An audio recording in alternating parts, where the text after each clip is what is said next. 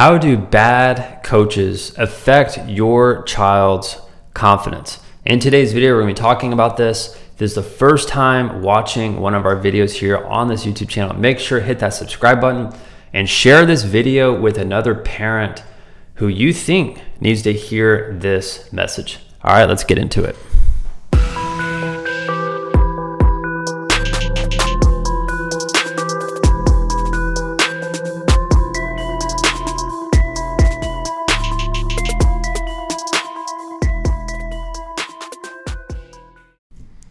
All right, now we're going to be talking about an issue that I see just way too often, and it's a shame. There are a lot of bad coaches out there at every level you can think of, and coaches, in my mind, they have a unique position in life. They have a great chance to impact athletes at a very high positive level. Like when I think about it, for me, I have great memories of the best coaches I've ever had. Like they have taught me lessons that apply to my business, to my day-to-day life now, and I haven't had these coaches in 20 plus years. All right. And, on the other side of that too, there are some coaches that I've had and there are coaches that exist everywhere that are really negative with kids, and it ruins the sport, right? It absolutely ruins the sport. And I see this as a very common thing. A lot of kids that play sports till like 12 or 13, they normally end up switching sports.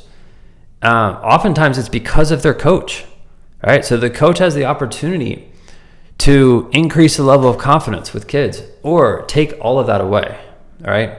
And that's a tough thing for me to say out loud, but honestly, it's the truth, right? It is the truth. There are some bad coaches out there. So today I want to talk about how bad coaches really affect athletes' confidence. And, this is going to be something that, hopefully you can learn from, and hopefully you can take some of these action steps and translate this to your child, right? So I'm just going to think just in very simple terms here, all right? When I think of how coaches affect athletes' confidence, I think of, all of the things that ultimately your child doesn't say, right?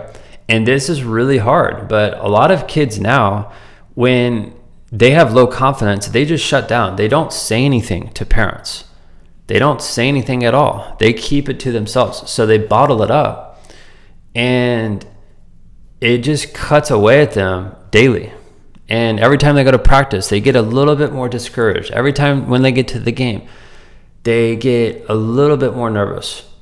And it becomes this thing where your child just doesn't talk. Like they don't want to talk about their coach. They don't want to talk about what they're feeling or what they're thinking. And I would say a lot of kids are that way, right? They just bottle it up. They store it inside, and they really just go into lockdown when they get in the car with you if you're a parent, right? So that's one of the worst things that I see with kids is they just don't talk about it, right? That's number one. The second is really just the long-term impact it has on a kid. Let's say if there's a 12-year-old and they have a bad coach that is really affecting their confidence. Well, that can impact them from continuing the sport. That can impact their love of the game. That can impact them wanting to train on their own. That can impact them for pursuing any sort of dreams they have in the sport, right? And oftentimes that leads kids to quit when they have a bad coach because they're so discouraged, right? They're so discouraged. Now, what I want to do is I want to show you some strategies that can help you find the good coach, find the right person for your child, right? And this is something I've told parents for the last 12 years.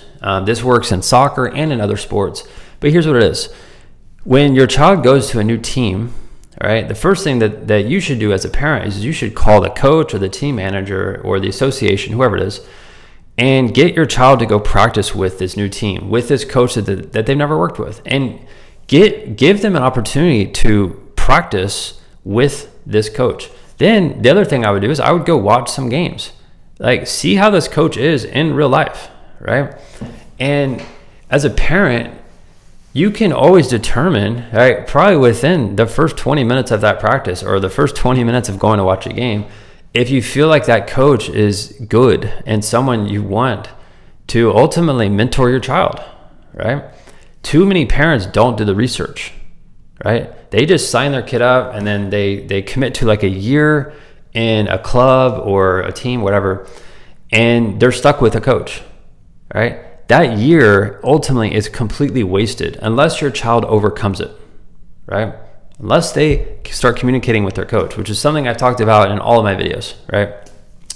And that is something that, ultimately, like if you just do your research as a parent and start finding these teams and going to watch them playing games or going to their practices and getting experience with them, your child becomes very comfortable in that team setting with that coach. And then from there, you can sort through and sift through what are the best coaches in your area. That is the best possible way of doing it. And you have the lowest amount of risk doing that because you can just spend time going to the practices, going to the games, talking to other parents. Don't just commit to going to a team. And that's the thing that so many parents struggle with when they get to tryouts. They get to tryouts, their kids are nervous, they get assigned to a team, they don't know who the coach is. Sometimes that coach is a great coach. Sometimes that coach is a terrible coach. And, then a whole year is wasted because that coach is really affecting your son or daughter's confidence and their mindset. So I hope this video helps. I hope you got some good insight there. And if you want to check out my website, it's www.athletementalcoaching.com. I have a free course there. All right, you can go in the link in the description. You can check that out. And any questions for me, feel free to text me anytime. My number's right there. It's 210-960-5771. I'd be very happy to set up a Zoom coaching call with you if you are a parent or a coach that wants to chat about stuff like this. All right, that's it for today's video, and I'll see you later.